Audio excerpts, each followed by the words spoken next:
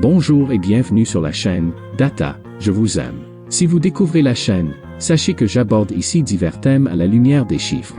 Aujourd'hui, comme vous pouvez le constater, on parlera du royaume marocain. Sans plus attendre, allons-y. Avant de rentrer dans le vif du sujet, j'aimerais d'abord vous poser une question. Quelle est la carte correcte du Maroc? Est-ce la carte numéro 1? Ou bien s'agit-il de la carte numéro 2? Eh bien, en réalité, ça dépend. À titre personnel, j'ai plus souvent vu la carte numéro 1, malgré que la carte numéro 2 existe aussi. La différence entre les deux concerne la partie sud, à savoir le Sahara occidental. Le statut de cette partie de l'Afrique est considéré en suspens depuis 1976, au moment où l'Espagne quitte ses terres. Depuis, il existe un flou autour de l'appartenance ou non de ce territoire au Maroc. L'ONU quant à elle n'a pas réellement tranché considérant qu'il s'agit d'un territoire non autonome. Rappelons tout de même que 80% du territoire est sous le contrôle du Royaume du Maroc. Concernant la position des autres pays, ce sont 38 États qui soutiennent l'indépendance du Sahara occidental. On pourra citer parmi eux l'Afrique du Sud, qui a pris position très récemment,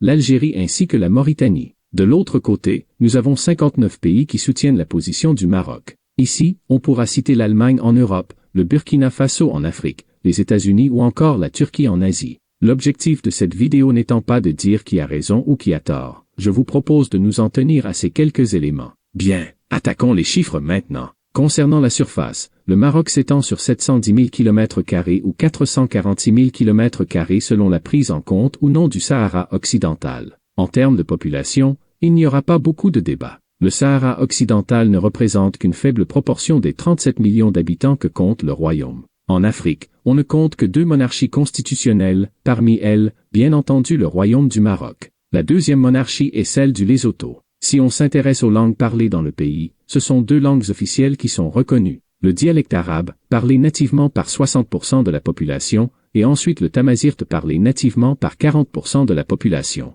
Le français, de par le passé colonial, est largement parlé également. On estime que 32% de la population est parfaitement bilingue. Si on s'intéresse un peu plus à la géographie en tant que telle, le fleuve le plus long du pays est le fleuve Dhéra. Il mesure 1110 km de long, prend sa source dans les montagnes de l'Atlas avant de se jeter dans l'Atlantique sur les côtes ouest du pays. En parlant des côtes, le pays cumule 3500 km de littoral en faisant ainsi le pays d'Afrique qui possède le plus de littoral. Sur ces 3500 km, 3000 sont situés sur la côte atlantique et 500 sur la côte méditerranéenne. Si on s'éloigne des côtes et qu'on rentre au sein des terres, le Maroc se compose de 4 chaînes de montagnes, du nord au sud, le Rif, le Moyen Atlas, le Haut Atlas et l'Anti-Atlas. On rappellera que c'est dans ces zones montagneuses qu'a eu lieu très récemment l'un des séismes les plus violents qu'ait connu le pays. Dans la nuit du 8 au 9 septembre 2023, les régions de l'Atlas et voisines ont été secouées avec un séisme d'une magnitude de 7 sur l'échelle de Richter, faisant ainsi plus de 6000 victimes.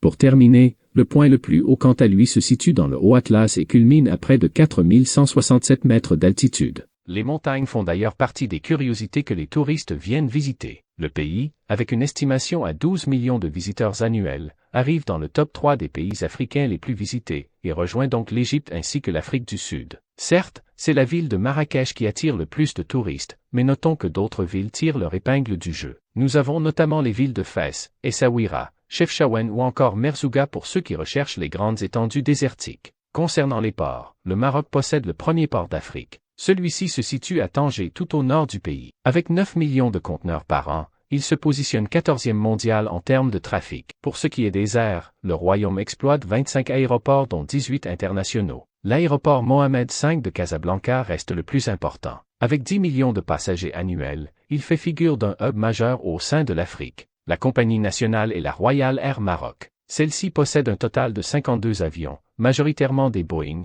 et essentiellement des moyens courriers de type 737, comme celui affiché. Au passage, je trouve la dernière livrée de la Royal Air Maroc juste magnifique. Tous ces aéroports et avions participent à faire revenir, sur leur terre d'origine, les Marocains expatriés dans le monde. On estime que la diaspora se compose de 4,5 millions de Marocains résidant à l'étranger, ou MRE. Ces derniers sont essentiellement présents en Europe, sans grande surprise en France tout d'abord avec une estimation à 1,5 million de personnes. En deuxième position, l'Espagne avec environ 1 million de Marocains. Et vient compléter ce podium la Belgique avec environ 700 000 personnes. On revient au sein du pays avec la production d'électricité. Celle-ci est produite à l'aide des énergies fossiles pour une proportion de l'ordre de 81%, et essentiellement via le charbon. Le reste, 19%, est d'origine renouvelable, essentiellement via l'éolien. On notera que le solaire prend petit à petit de l'ampleur et des projets de grande envergure sont en cours d'étude. Concernant l'économie, une bonne partie, soit 40%, de la population active vit de l'agriculture avec la culture de céréales ainsi que de fruits et légumes. En termes de ressources naturelles, ce sont les phosphates qui sont largement présentes dans les terres marocaines. Avec plus de 30 millions de tonnes extraites par an, le Maroc est aujourd'hui considéré comme le premier exportateur mondial du phosphate.